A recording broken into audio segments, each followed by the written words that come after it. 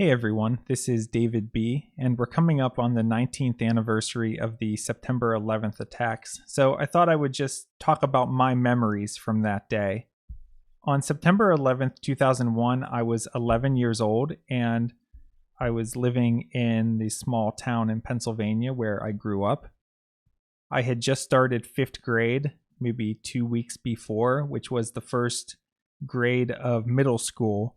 So I was in a new school building. You know, you're the youngest, you're the smallest, you're the new kids.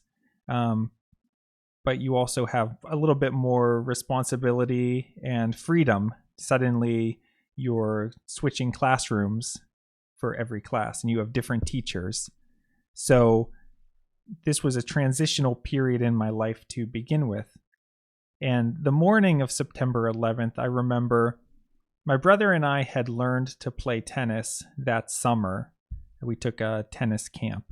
And so when we had some time before school, we would go out into the street next to our house and hit a tennis ball back and forth. So that's what we did that morning. And the weather was absolutely beautiful. It was just one of those perfect late summer, sunny mornings, blue sky, as perfect as a morning as you could imagine. And I remember this moment where my brother hit the tennis ball and it went into the yard and I had to go get it. And the grass was wet with dew, but you had the morning sun hitting it and burning off the dew. So you had this layer of mist hovering above the grass. And I remember looking up at the sky and seeing an airplane go across. And it was just one of those moments where everything was good. Especially at that age, you're not worrying about any adult issues, right? You don't have much stress in your life. Maybe the biggest stress was, who am I getting along with in school? Or did I finish all my homework? Something like that.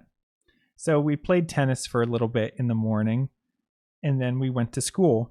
And the first time I actually heard about the attacks was when I walked into a classroom, third or fourth period, so sometime mid-morning, and the teacher was in there with one other student, and they had the television on. Every classroom had a TV hung in the corner because there was a short news show that they would show the students every morning. So every classroom had a TV, and they had the TV on to the news, and the other student in there started telling me, yeah, an airplane hit the World Trade Center in New York City. And he kept mentioning, the Twin Towers and World Trade Center. And I knew nothing about New York City. I had never been there. I didn't know what these buildings were. And I obviously knew it was a big deal, but I didn't really, at that age, I wasn't able to comprehend what had happened. It was just sort of this excitement and this uncertainty of, something big happened and we're just finding out about it. Maybe we don't have all the information yet.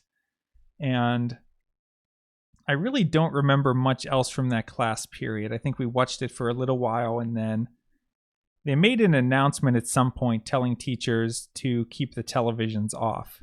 I remember that. But the only real other memory I have from that day at school was passing my brother in the hallway. My brother was 2 years older than me. And between two classes, I passed him in the hallway and we just exchanged a few words. In fact, I think I mentioned a rumor that something about Pittsburgh might have been under attack, which was maybe scary for me because we had relatives that lived in Pittsburgh. I had an uncle who worked in downtown Pittsburgh. So I think no one really knew all of the information yet, or what was true, what was rumor. But I remember just briefly talking to my brother. And I don't really remember anything else from school that day. I know they didn't send us home. I know at least one kid who his parents came and got him and took him home. And my mom later said that she had also considered doing that. But she didn't, and everyone finished off the school day as normal. And I think at that age, I was too young to understand what had happened. I think as an adult, when something like that happens, there's a lot of anger and frustration and maybe a helpless feeling. But I think being 11 years old, I think at that age you look at adults and you say, well, here's the president of the country, and here's firefighters, and here's police officers, and here's teachers. You have all these adults that you look at and you think, no matter what the situation is, these are people that can handle it. And I'm just a kid. I can't do anything, but I have confidence that these adults are going to take care of what needs to be taken care of.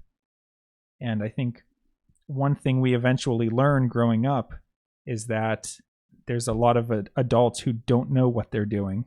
That teacher that maybe when you were 11, you really looked up to, oh, that's a real adult. You later realized she was 23 years old and straight out of college. She didn't know anything. She was probably scared to death to be teaching a classroom full of kids. But as a kid, I don't remember really being scared. I think there was an uncertainty of like, could we possibly be in physical danger? And I think when it became clear that, no, we're going to be okay, that feeling of fear went away. But I think at that age, I just didn't have an understanding of the larger picture and about politics and world relations. So I think my response to it was very different than people who were older and maybe understood a lot more. As far as how life changed, obviously life changed a lot in the grand scheme of things in terms of security, especially airport security. One thing that I remember is that my grandfather, who lived in Pittsburgh, he had this place near his house where it was a lock and dam system. So a dam stretching across a river, so you have water at two different levels.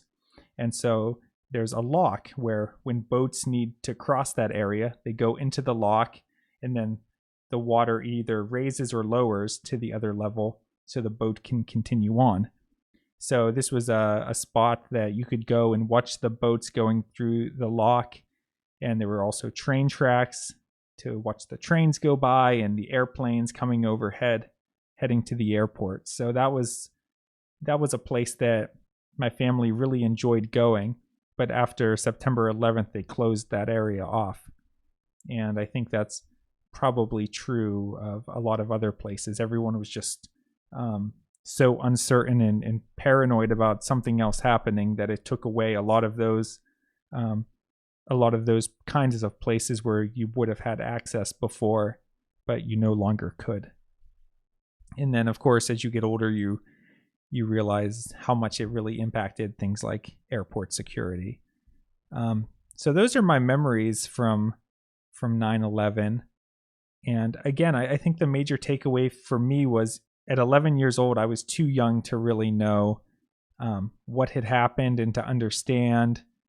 And then, of course, to see the country go to war.